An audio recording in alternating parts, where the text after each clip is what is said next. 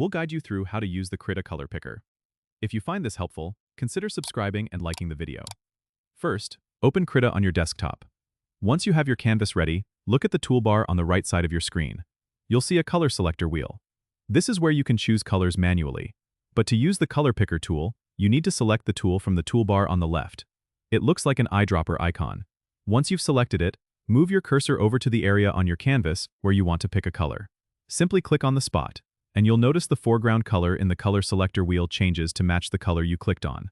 If you're using a graphics tablet, you can also use a shortcut by holding down the Control key and clicking on the color you want to select.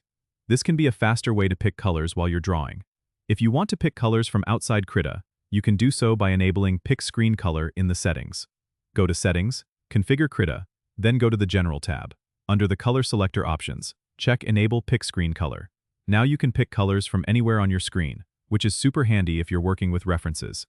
Remember, you can always adjust the size of the color picker tool in the toolbar settings to make it easier to select the precise color you need. This tool is a great way to ensure color consistency across your artwork. Don't forget to subscribe and comment if this helped you out.